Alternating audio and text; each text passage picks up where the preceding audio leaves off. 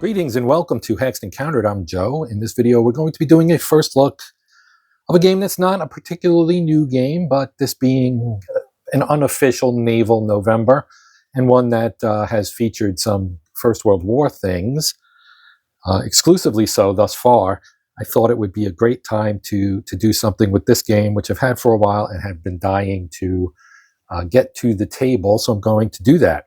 Since I have an excuse, whether you think it's a good one or not, I think it's good enough. So we will be taking a look here at Raiders of the Deep, U-Boats of the Great War, 1914 to 18. So this is based on the Gregory M. Smith submarine series, The Hunters, The Hunted, Silent Victory, Beneath the Med, etc., etc. This one is actually designed by Ian Cooper, and not Gregory M. Smith, but it is based on his system, and it is published by Compass Games. And we're going to take a quick peek at it here. Now this one, the copyright is from 2018, so like I said, it's not a particularly new game. It's been around for a while, and if you're familiar with, The Hunters, it's probably somewhat similar to that, but obviously technology was a little bit less advanced.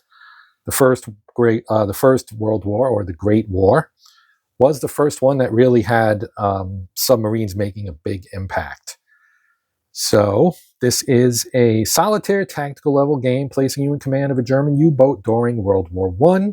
Your mission is to destroy as much Allied shipping as possible while advancing your crew quality, increasing your commander rank, and attempting to survive until the armistice and the end of the war.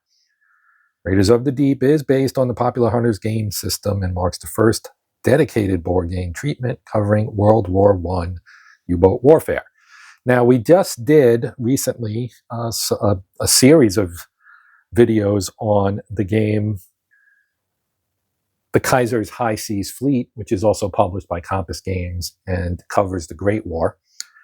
And U-boats are a key component in that game. It's mostly surface ships that you're dealing with, but it does feature U-boats, both German and Austro-Hungarian. And I believe there may be some Austrian boats in here. So let's open the box and find out. Okay, here we go.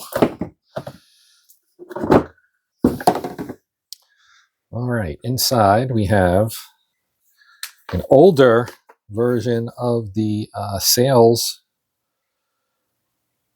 Yeah, we're talking 2018 here, as you can see. So the 2017 holiday catalog from Compass Games. So look into the past there. Here are our dice.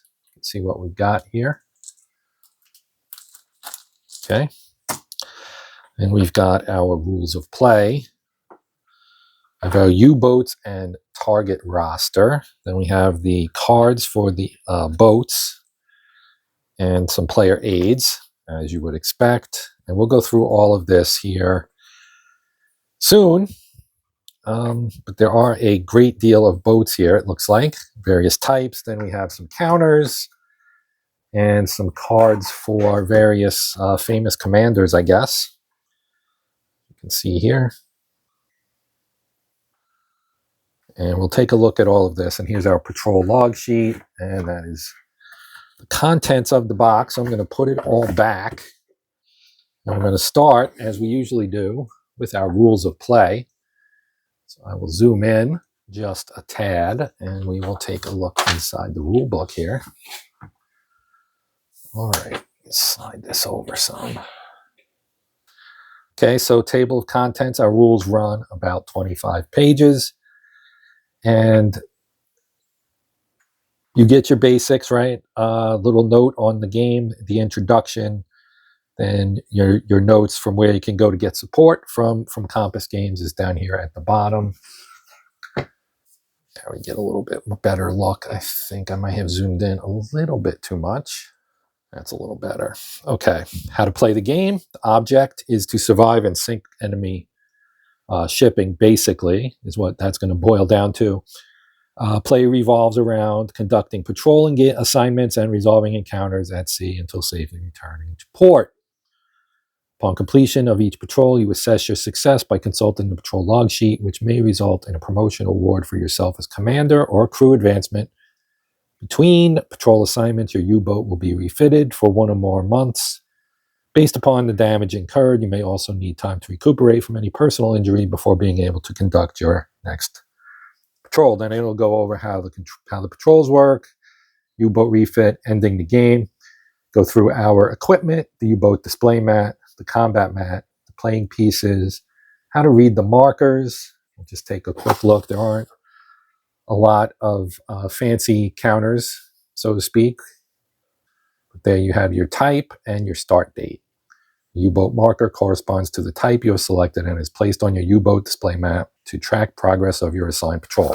If you have played the Hunters or Silent Victory or Beneath the Med, then you would be familiar with how that works. Now, here are all of our, I should say, I suspect most, if not all, of the other counter types. You've got your ranks, your medals and rewards, crew quality markers, random events, armaments, guns and torpedoes, mines, an agent. So you have your secret mission, stuff, damage markers, crew status with wounds, light, severe, and killed in action, and combat map markers for day and night, incoming hits, range, surface or submerge, escort, air attack, and ship target markers, the familiar small and large freighter, and you also have capital ships, commander cards, charts and tables, your log sheet, your mnemonic aid for markers, the game scale. Each travel box on the U-boat display mat represents 3 to 4 days on patrol. Generic crew boxes represent several crewmen of the approximately 35 total on board. Select markers represent individual ships, aircraft, specific crew members, individual torpedoes, and ammo rounds. Game setup, how you set it up here. We've got our name, start date, prepare patrol log sheet, U-boat display mat, torpedo load, etc. How to win the game, how the game ends, determining victory, marginal, substantial, decisive. You have your sequence of play. I'm not going to go in depth into anything in here. This is, other people have done videos on this game, so I don't feel like it's a big secret here. Anyway, we've got sequence of play, conducting patrols, patrol encounters, what happens with that. Then you've got, of course, combat and the rules for combat. And this is your target sheet. It looks very similar to that in the Hunters. You have various targets you can target with your torpedoes, and their types go in here, and you track their damage on here until they get sunk. And then you expend your torpedoes and so on down. Torpedoes or gun attacks are marked down here at the bottom. You have boarding party, scuttling, explosives, etc., sinking ships the old-fashioned way. This probably happened more often in the First World War than in the Second. It says, during the Great War, deck guns were often used only to fire a shot across a freighter's bow to encourage surrender. They could be used if a freighter tried to make a run for it or to sink vessels after the ship's crew had evacuated. But most commanders preferred to save ammunition if possible, and instead sent men aboard the ship to open sea valves, which expended no ammunition at all, or to sink the ship with demolition charges. Deck gun ammo markers are used to simulate all these methods. Night surface attacks and how that works, ramming and depth charges. So different war, slightly different methodology, similar in many ways, but there are some differences due to the more rudimentary science, I guess you could say, of how the U-boats worked. We've got U-boat damage. Again, your wound markers and repairing and so on and so forth. Here's scuttling your boat. Here's your patrol track. Campaign progression, because you play it as a campaign, trying to complete a full run through the whole war, perhaps. How you can get reassigned, U-boat upgrades. You've got random events. Multiplayer tournament rules. You can play the game 2-player. Then you've got the optional rules for standard tonnage amounts, reduced convoy targets, increased historical targeting, evasive maneuvers, the Austrian campaign, ranks and medals, early life and final fate. You can create a broader history for your commander. Early life and final fate charts are included for this purpose, so that's neat. Historical U-boat commander card tiles, and then here's the brief of the greatest or top German U-boat commanders. Got a bunch here. Got the top 10, and then we have the top 10 Austro-Hungarian U-boat commanders. And they weren't all Austrian. You got that's a Hungarian name right there. For example, there are several others as well. Then our designer notes here at the back, bibliography. Here's a sample of what your patrol sheet could look like, and then your gameplay hints, counter manifest, and an index on the back, which is always great to have. So that is our look at the rule book. We'll take a look now at the target roster. I'll just flip through this one. It's a little easier. Okay, here is a look at it. Turn this again so it's taking up less space. So here we have our German start dates. You roll a 1d6 plus the d10, and then roll 2d6s again, and it'll tell you what date. First, either choose a starting date for your commander's first patrol, or roll dice. I'll probably roll a dice. Randomize this as much as possible. Here's your number chart based on your die roll, which boat type you get.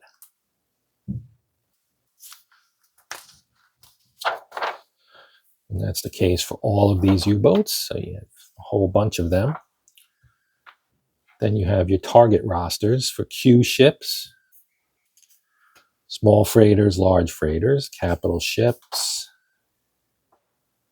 There's your small freighter target roster for 15, 16,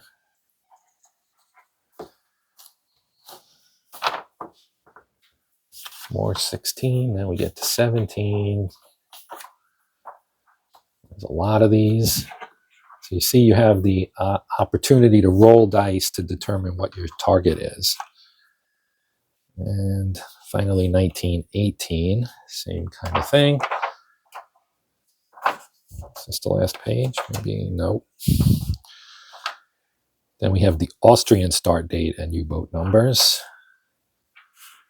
and their targets. So pretty interesting. And we have our U-boat cards and the player aid cards. So you can see here you got your type. Here's where your rank and medal and rewards would go. Your 2 forward torpedo tubes in this model, type U5, which covered numbers U5 to U18, and it's available right at the start of the war. Your deck gun, your aft torpedo tubes, reloads, of which this one has none. Then you've got your forward reloads, which has only a capacity of 2. As I said, very rudimentary. This isn't like the World War II games. Damage markers, your engines, miscellaneous systems, crew status, and your patrols in the British Isles and or Baltic Sea. On the back, we have the U-19. So this is the other early boat. Very similar in style. And the U-31, which becomes available in March of 1915. Still don't get any rear reloads. You get a little bit wider range of potential patrol areas, including the Mediterranean and the Black Sea. And on the back here, you have the U-43 type, which comes in 1916. And it gets the Med and the British Isles. Still no aft reloads. No forward reloads either. You go out with 6 torpedoes and that's it. The U-51, also available in 1916. This one gives you 2 reloads of torpedo type G6. Only British Isle patrols. Relatively short range boats. This is the U-57 type.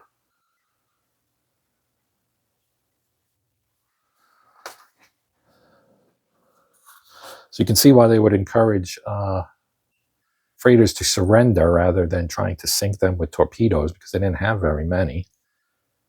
Most of these appear to carry 6 torpedoes, and that's it. U-81. Oh, we finally have an aft reload too, and 6 forward reloads. So the U-81, which comes in October of 1916, and there were only 6 boats, actually can carry a decent amount. You had 4 in the tubes and 8 reloads, 12 total. It's twice as many as these other ones. Here's 87, which covers the 87 to 92 numbers. Also has extra reloads. U-93, which appears in April 1917, just in time for the U.S. to join the war. Still British Isles. The U-139, 3 boats of this model, June of 1918, very end of the war. But you can see a lot of reloads, 18 reloads and 6 tubes. And it can patrol in the Atlantic, so that is obviously longer range. 151, this one was February of 1917. Also has a decent, well, it has 6 reloads, no aft torpedo. Forward only, 16 reloads for the 2 forward tubes. It can get out into the Atlantic as well. And we have the UB-1, it's a small one. It's got 2 torpedoes that it carries, and that's it. So if you really want a challenge, you can try one of these. UB-2, similar, has some reloads though. And we have the UB-3. It's a little bigger. And the UC-2.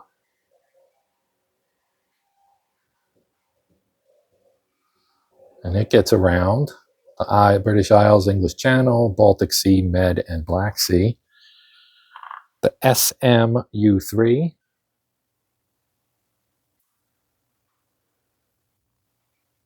This is an early war boat as well. The Adriatic and the Med. This might be an Austrian one, perhaps. And the SMU-5.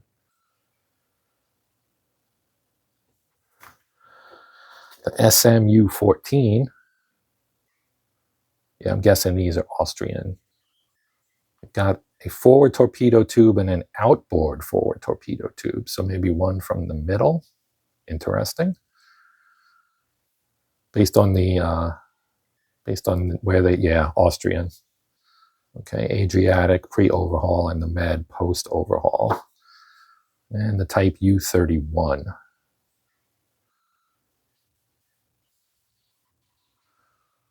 British Isles, Med, and Black Sea. Okay, then we have our player aid cards. So here is our U-boat combat map. We saw this, right? You've got your breakdown of combat, how it works, tells you, goes through it step by step. Got incoming hits on your U-boat, your range, so you'll mark what your range is to the targets. And you have day, night, and surface or submerged, whether you're going to have an air attack or escorts are present, and then your targets up to 4 and their damage level. They start up here, and as you hit them and they take damage, they'll move down towards a sinking level depending on what type of target they are. So you can see 2 damage will sink a small freighter, 3 would sink a large freighter, 4 obviously large freighter. 2 different sizes, 5,000 tons and 10,000 tons, and then 5 damage will sink a capital ship. Damaged ships can automatically be followed. Okay, now here we have our German commander name chart. So you roll 2d6s for your first name. And of course, this is, I'm sure, optional, and you can choose your own if you wish. And then you have your surnames or last names if you prefer. Pretty common German names there. And if a 6-3-2-6 is rolled for Fawn, roll on the following table for the last name, and then you can be a nobleman, I guess. And on the back of that, we have the Austro-Hungarian names. Similar setup here. And here we have the U-boat patrol chart, depending on what flotilla you are in. Patrol assignment is determined purely by its flotilla assignment. U-boats on chart 2B1 U-boat number chart are color-coded by flotilla. You have the first flotilla from Wilhelmshaven, patrols only the British Isles. You've got second flotilla from Heligoland. They only patrol the British Isles. Third from Emden, British Isles. Fourth, Emden, British Isles. The Flanders flotilla, English Channel. You've got the Baltic from Kiel, Danzig, or Libau. And then Pola, Constantinople, and the Austrians. And on the back, you have events. So we have random events. This chart covers encounters. You have 2 of those. Then you have explanation of the results. On the back, we have encounter chart for early war. Encounter chart a little bit later, after the Lusitania. And you have, again, just continuing through the war. U-boats return. You've got unrestricted submarine warfare in 1917. And you have the end of the war, convoy battles. And on the back, we have mine and aircraft encounter charts, escort detection, U-boat damage, escort air attack chart, mine encounter, etc. Here's the offensive combat charts, so your torpedo and deck gunfire based on range. And then your modifiers for your die rolls. And here you have your torpedo dud chart based on type. You attack the damage chart on the back. U-boat damage, so this will be your boat getting damaged, including crew injury, batteries, wireless, fuel tanks, hydrophones, dive planes, all that stuff. Here's that pre- and post-career chart. This is the early life chart. So you can get a little background on your commander. And then on the back, we have the final fate chart. And we have the same thing for the Austrian captains, before and after the war. All right. Now we have our counters. You can see the U-boat types when they come in. Freighters, pretty generic. And we have named ships, which are warships. Torpedoes, based on type. Compressed air and steam. Markers. These are ranks. Wound and killed in action counters. Over here you have crew markers for the various levels of experience, starting with green, going through trained, veteran, and elite. And you have more some damage charts, surfaced or submerged. Submerged will be on the back. And then some images of various captains and crew members, I guess. And on the back, you can see what's on the back. These are real captains, I guess. And then again, here's your agents and your various crew members who can be expert on that side. Scuttle, boarding, mines, gun status. Here's submerged, range, incoming hits, U-boat upgrades, all that stuff. Right? All that stuff. Same. Then you got your markers for your boats. And inoperable damage markers. These are events, I guess. Maybe. Oh no, those are awards. These are the awards and medals. Explains what they are on the back. Iron Cross, etc.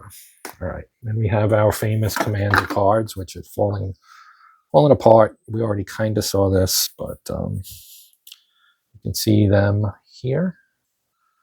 There are a total of, I guess, 8 on each side. Double-sided. So here is Wolfgang Steinbauer on this side. On the other side, oh, it's still him. Okay. one, Ritter von Trapp. Yep. And you have to transfer and so on. Okay. Von Trapp, that reminds me of the Sound of Music. And then we have here Raiders of the Deep patrol log sheet, pretty standard. You've got your patrol here, and then the targets that you may encounter, and you can designate that they have been sunk. You put your boat up here, commandant name, rank, any awards, etc. And then you keep track of all that stuff, and everything is dated by the month, running from August of 14 all the way down to November of 18. That covers the whole war. So that is our first look at Raiders of the Deep. Expect some gameplay on that as soon as I wrap up what I'm working on currently. So that's going to do it for now. Quick shout out to my members. As always, I want to thank them for their support. If you'd like to be a member of the channel, it's pretty easy. There's a join button under the player. You can click on it, get more information on what's involved, and so on and so forth. We have 2 levels. But yeah, hopefully you'll consider liking, sharing, and or subscribing if you don't want to be a member. That's all good. But anything you can do to help support the channel is appreciated. And thank you to my subscribers and to everybody for watching the video. Hopefully you'll come back and check out something else down the road. But for now, we are done, and I am going to get out of here. So until next time, I'm Joe. This is Hexed Encountered. And as always, happy gaming.